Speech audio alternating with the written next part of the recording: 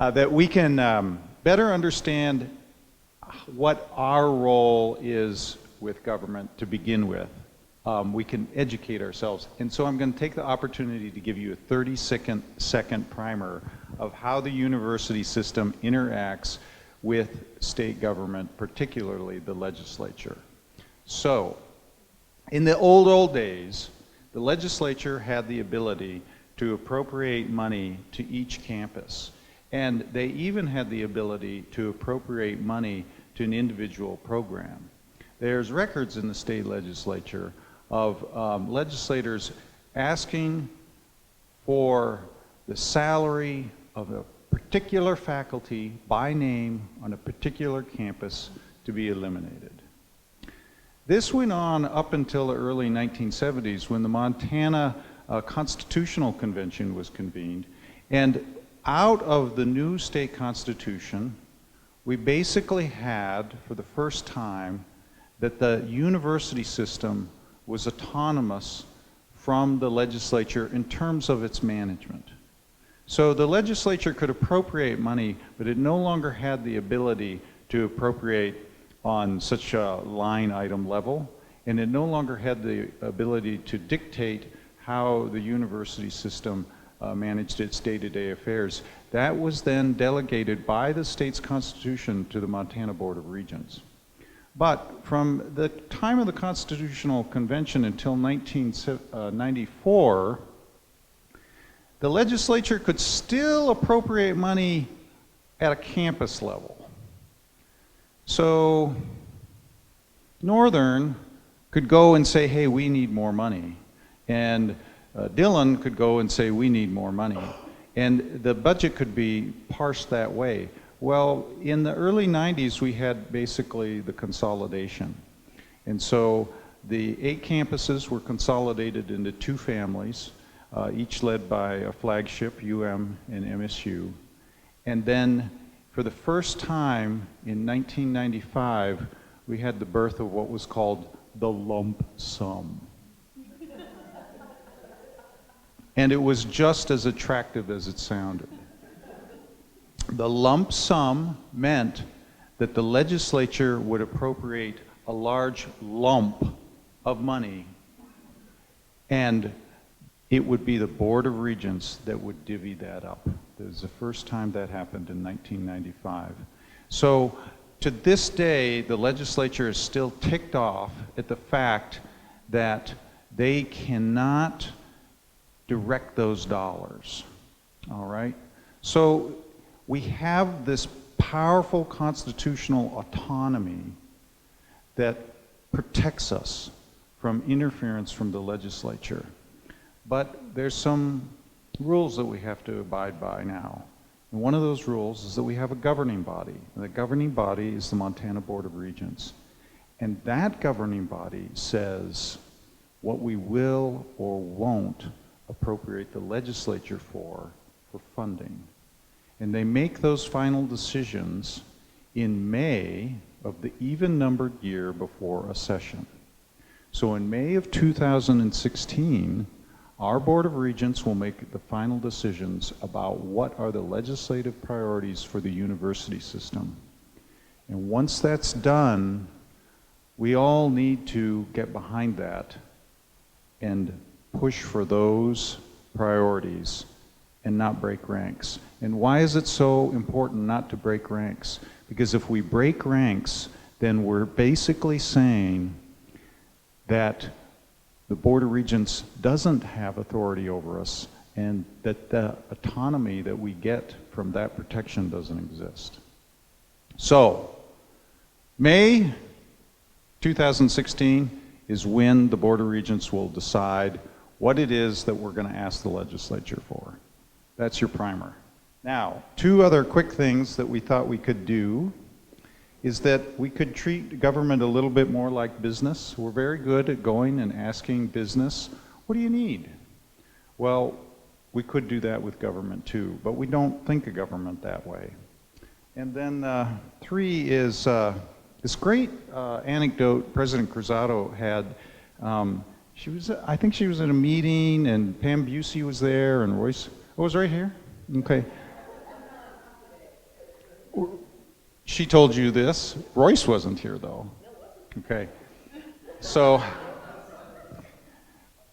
Pam Busey says, Royce cornered me the other day, and he sort of groused a little bit, like, how come you're always down in Bozeman? I see you at this, I see you at that.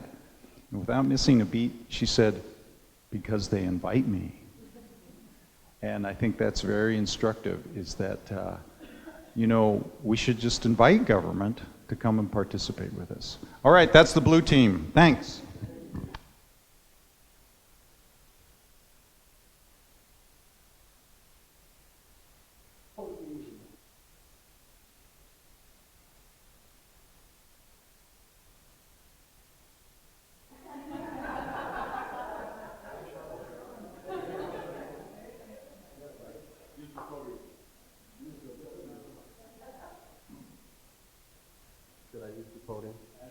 I do have notes.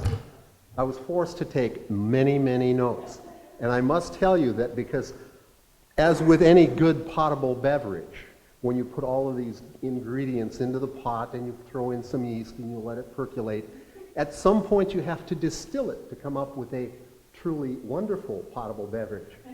This ain't potable. This is just random. So there you go. Anyway, our goal was to find out what we could do to meet the needs of education in the seat, that is the K-12 education system. We talked about, Kirk led the group, but mentioned a thing called Rise for Montana, which specifically addresses recruitment and retention of educators of quality in Montana. That was the lead into this whole thing. Among the things we discussed, and again, not in any particular order, we also understand that salary is a key to retention and recruitment, but we don't necessarily have a direct impact on that. It was noted that superintendents throughout the High Line indicated there's a shortage and cited underpaying and to the point of not even providing a livable wage as part of the issue. And we have asked that they help recruit. We do recruit into teacher education. We do a lot for it. It was suggested that we might look at as a method of getting people into education academies within high schools so that there could be an education academy so people could, high school students could be exposed to the profession of teaching and what it would take and what it gives back. There was a question about whether or not the reticence for students to go into education being affected by the press and the modern problem of violence in schools. And there are metrics to that, and I don't know that we can impact that.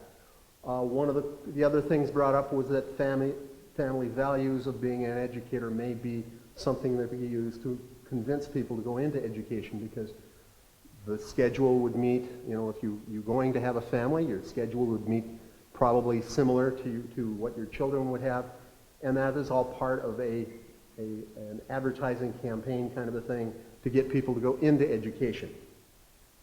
Also brought up that the salary is not over a 12-month period. It's a 10-month period or 9 months, depending on how you count it, and so that there may be a need to find things for teachers to do when they're not during the school year to earn more salary or to help out with that. It was also mentioned, and it goes back to that academy thing, the idea of a course in a high school on the profession of teaching. Let's see, the issue of the Class 8 licensure came up. The idea of a pathway for teacher education to get into schools or to teach people to be prepared for schools. And it was particularly noted that Class A schools don't have as much trouble as the smaller schools, the Class C schools, which is a lot of what we deal with, because those teachers tend to end up teaching more than one subject, and they have to be, the jack of all trades, master of none kind of a thing. And we don't really have teacher education programs that teach to that. We don't teach people to be that flexible in a number of areas. That was brought up as something that we in higher education might be able to do to help that. Let's see. Oh, there was a little bit of a discussion about the data on the success of non-qualified teachers teaching in schools versus those who are highly qualified as forced by the No Child Left Behind licensure issue, and those, it's like 2 out of 5 are doing better, but 2 are doing worse, and 1 is doing about the same as teachers. So that idea of a non-qualified teacher teaching is not necessarily going to help the education process. For the most part, things that are driven by accreditation, whether it's NCATE or the Office of Public Instruction, cause the cost of education for teachers to be high. It was mentioned, of course, that there are more credits required, and every time an accreditation standard changes, that requires more credits in that teacher education program, and therefore increases the expenses. And we may want to be able to look at ways to help mitigate that, and that was discussed as a possible something to entice people to get into it. That is that, one, we need to have school districts understand that they may need to grow their own, so the idea of hiring graduate students to teach, of course for Northern that isn't as big a deal because all of our graduate students are probably already working in a high school or a school in the region. But the idea of teaching an internship or a paid internship so that they could go back to their community if they were convinced to teach in their community, be paid for that, and earn their degree at the same time. Similar to what we do with student teaching, only it would be paid. It was also mentioned that we need to delineate the pathways to teaching as a career, that we're not really clear on the process of doing that, how we go from a high school graduate or even entering into high school to reaching the point where you are a successful and licensed teacher. And that too has to be more clearly defined and promoted. Let's see. Really, I took lots of notes. There was the issue, or the discussion about the family side of encouraging people. And another thing that came up was the idea that perhaps we need to promote it.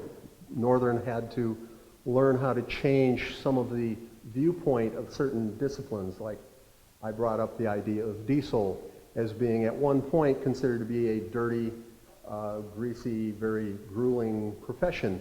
The image we'd have is a guy in a dirty pair of coveralls with a toolbox, and not really very attractive. But really, the modern diesel technician probably wears clean coveralls because he also has a notebook computer, and you don't want to get your notebook computer greasy. And so we had to change the idea of what that was. We have to do the same thing with all of our trades programs. Plumbing, another one that comes to mind, is you have to change that public viewpoint. So the idea of changing or possibly promoting teaching as an honorable and an honored profession, as opposed to just another choice. And you can go to school and maybe you'll want to join in on that. Okay.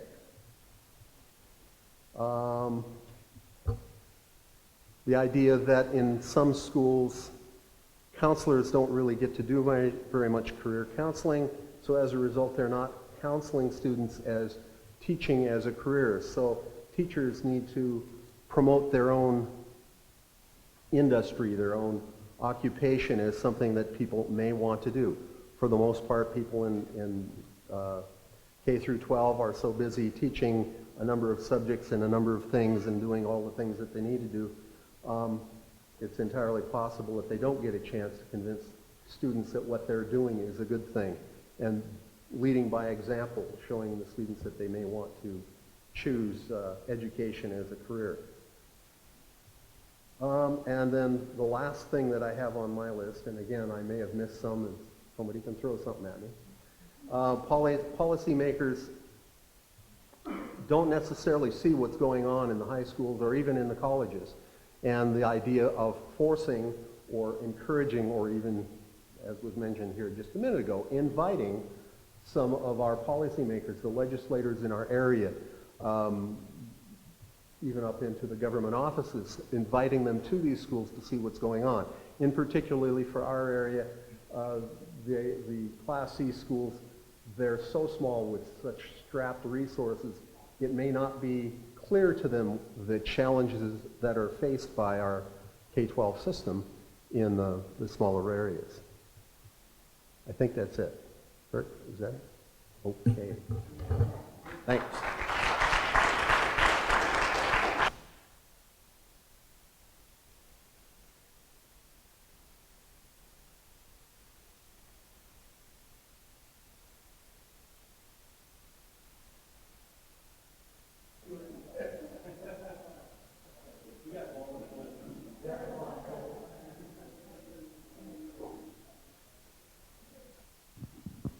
Okay. I don't like podiums. I like kind of moving around a little bit, so I'm going to move around a little bit. I was voluntold to be spokesperson for our group, but I know I've got some really, really good backup. Our team leader was my good friend Jason Greenwood. He is the senior site manager for GE Transportation here in town, so he brought a pretty good perspective of what our topic was, and that was what can MSU do to meet the needs of private industry. We came up with several highlights. We had some very, very good discussion. I actually got some good takeaways that I'm going to start using in my classrooms. So, the highlights, soft skills. Soft skills is a term that we have heard many, many times in many, many different arenas. To coin Dr. Seifert, he doesn't like the term soft skills because this is one of the hardest skills to teach. It really is. But it's absolutely necessary for, and I don't really care what the industry is, whether it be for GE, whether it be for Wärtsilä, or for an accounting firm, doesn't matter. We have to know what the soft skills are. And they are tough to teach. We can teach a lot of the technical skills here. You know, my background is diesel, so I'm going to refer to diesel probably more than once, so that's just the way I am. We can teach the technical skills, but to bring the communication, the teamwork, etc., that is just as important, maybe even more important than the technical skills for our industry partners. If I send a technician down to a particular company, they can hone up the technical skills. You know, I can give them the basics of how to run a torque wrench and how to run a micrometer, all that good stuff. But I also need to pay real close attention to the soft skills. So some things that we talked about was dressing professionally. Dress for the job. And this is something that we've been hitting really hard in the program areas that I teach in. The days, as Larry just said, diesel used to be considered a real dirty, greasy job, and it was. All right, I've been there. But you know what? Having a greasy pair of coveralls, even though it's a diesel technician, is not professional at all. So we need to instill, to be dressing for the career that you are going to be involved with. If you're in an accounting program, probably coming to work in a pair of sweats is not going to cut it. All right?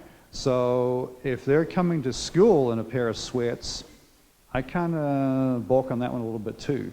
And that's something we hit pretty hard, okay? Professionalism, talking professionally, acting professionally, a firm handshake.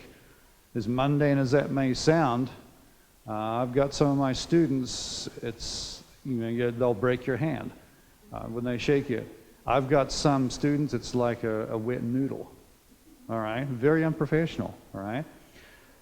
The one thing we did talk about, and there's been both within the state of Montana and kind of across the country, was that we want to get students in the door, we want to teach them, we want to kick them out so that they're ready for the workforce. So we're looking at shorter programs, and one of the issues that we have, what's the first thing that gets cut? It's not going to be the diesel class or the accounting class. It's going to be the soft skill class. So this is something we'd be really, really cognizant of, as and we have a huge workforce that is going to be retiring, and we need to replace that workforce, but they still have to have that skill set, okay? Responsibility. putting students or making students take ownership of their actions and to be accountable for their actions. Because when they get into industry, they will be held accountable, no matter what the field is. I've had students come to me and they have been a little bit upset with the grade that I gave them. All right? I have to remind the student, and I can see a lot of people nodding their heads on that one. I have to remind the students I don't give out any grades whatsoever. The grades are earned. And if they earn an F, then that is what they're going to get. All right? If they earn an A, well, that's great. Okay? But we need to reinforce to the students they're accountable for their actions. If they go to work for my friend Jason and they mess up a multi-million-dollar train, they're probably going to be held accountable. All right? That's not Jason's fault. All right? That's back on the students. We talked a lot about the differences between, and I lost count of how many generations we have. Well, we've got the baby boomers, we've got generation X, Y, Z, I'm not sure. Dr. Seifert. 5 generations, okay? So we're dealing with 5 generations. Back in the day, you know, the way I was raised, you took accountability for your actions. But a lot of our students now think that, you know, it's all about me. You know, if something happened, well, it's not my fault. It's somebody else's fault. So this is something we need to instill because that's what's going to happen when they get to into the industry, okay? Chain of command. There's one thing that we talked a little bit about at length. You know, I love all my students. I love them dearly, but I don't get along with all of them the same as every student. And some we have issues. That's the way it is. If a student has an issue with me, I would expect them to come and talk to me as a professional, as an adult. I don't expect them to run to the provost or the chancellor and circumvent the whole gosh darn chain of command. All right? Same as the real world. If an employee has an issue with the supervisor, then Jason doesn't expect them to come and see him first to talk about it. Okay? So if a student comes to me and has an issue with an instructor, the first question I ask them is, have you talked to the instructor? And if the answer is no, well, I tell them where to find the instructor.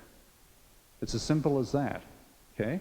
Because that's exactly what industry is going to tell them as well. Students have to be able to handle their issues starting at the ground level, not going to the highest person on the totem pole, at the ground level. The flip side of that is I would expect that administration would do the same thing. And I've been in the situation with a previous provost where there was a student had an issue with me. Yeah, that's fine, that happens. And they went right to the provost. I knew nothing about this until I got reamed out by the provost. Okay, let's back up a little bit here. We did get the issue resolved when all the facts came onto the table. So, you know, and I'll pick on my friend Greg Kegel, the chancellor here. If a student walks into Greg's office and starts complaining about me, I would think, and I'm pretty sure I could say this, that Greg's going to ask him, well, have you talked to Stephen about this? And if the student says no, he's probably going to tell the student where my office is. Okay? It's also not just up and down, but it's also lateral, as Dr. Starr pointed out to us. We have issues where a student might have an issue with me, I'll just pick on me, and they're going to go and talk to another faculty member. And the other faculty member is going to get him or herself involved in the discussion, and that's not going to work in industry either. All right? So being accountable, following the chain of command. Okay? Be accountable for you're responsible for your actions. Okay, so moving on. Jason said that one thing that a lot of businesses want, aside from the technical skills, is a little bit of business savvy and some financial savvy. All right? We have students who are taking on some very large student debt, and they have to be able to figure out how they're going to pay off that debt. Sometimes I know that during orientation, I know this for sure because I've sat through this with two of my daughters, the students are given some very good direction on how to handle student loans. I have two daughters, and because they're my daughters, I'm going to pick on them. I have a 19-year-old and I have a 21-year-old. My 19-year-old, when it comes to financial savvy, is like, holy crap, she's going to be a millionaire before she's 30 years old. My 21-year-old, well, not so much. Okay? So I've sat through the, two different institutions, and a lot of it is just way over their head. They do not pay attention. So we kind of felt that maybe within our classes we need to be kind of reinforcing and reiterating when they come to the provost's office, the chancellor's office, or any of your offices, we should be reiterating about financial and fiscal responsibility. Because when they get to the real world and they're dealing with, a pretty good sized paycheck, but they're also going to be dealing with money that isn't theirs. All right? They go to work for Jason at GE. It's a huge company, huge. Most of the time at the Jason's employees, it's not their money. So, but they have to recognize that maybe it is their money. They need to be responsible with it. Okay? The business savvy, the communication skills, teamwork was another one. Huge. Very few students will work by themselves. They will be working as a team. That's how stuff gets done. All right, this whole symposium was not put together by one or two people. It took a team to make this happen. All right? It takes a team to make an institution run. It takes a team to make the state run. It's not done by the governor. All right? It's a whole team under him. And that's something that we need to reiterate to students, is that it is a team that makes things happen. Okay? It also, that would follow with administration. It would follow with the faculty. I teach in the diesel program. The diesel program is not me. It's a team that makes the diesel program work. It is a team that makes MSU work. Okay? We have our leader right here. But our leader is not going to do it by herself. Kind of thinking she doesn't want to do it by herself, actually. Okay? It takes a team of everyone in this room and everyone involved in the university system to make this thing work. Okay, so teamwork is huge. And it also leads back to the industry. Okay? Being able to look at the big picture. So in the spring, I teach DST 219 heavy-duty chassis. And obviously, we recognize that that's the most important class they will ever take, right? Well, of course it is. All right? Not so much. That is important for that little speck of time. Students need to be able to look at the big picture, because when they get out into industry, they're not going to be focused on one little thing. Jason used an example of just a particular part on a GE locomotive. The part failed. Okay, was on okay. Let me retract that last statement. Okay, so on one of Jason's competitors' locomotives, a part failed. Okay, so the technician will diagnose what the problem was. Well, you know what? This other locomotive over here, the part also failed as well. And it also failed on this locomotive over here. So if we just focus on that little picture and we don't pay attention to the big picture, you might have 1,000 locomotives out here that one little part failed. Well, obviously there's a problem, right? So if we look at the big picture, same as what we kind of reinforce with our students, look at the big picture out there, not just the small snapshot in time. Okay? Teach the needs of what industry wants and what industry needs. You know, one thing I guess we didn't talk about in our little group session was the role that advisory boards play. Very, very important, and that gets back to the last statement of what industry wants and what industry needs. The only way that we know what the accounting firm wants, what the hospital wants, what GE wants, you kind of got to ask them. And if you ask them, then you might have to realign your curriculum, you might have to realign your thought process, whatever, because industry, no matter what it is dynamic. Okay, what was good last year probably good today, but you know what, there's a whole bunch of other things that are good today as well. So because industry is dynamic, we probably need to adjust our teaching styles, adjust our curriculum, et cetera, et cetera, et cetera, to deliver our students to what industry needs.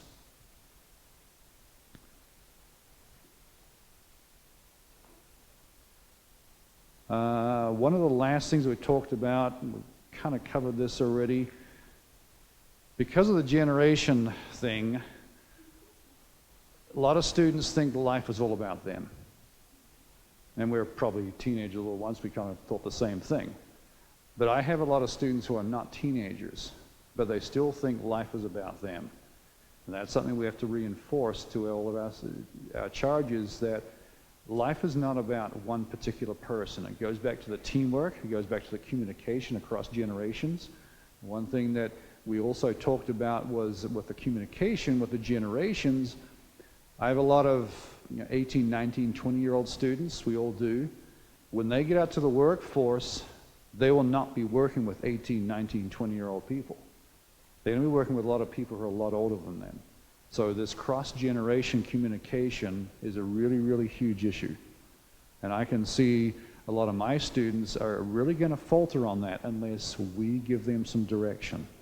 All right?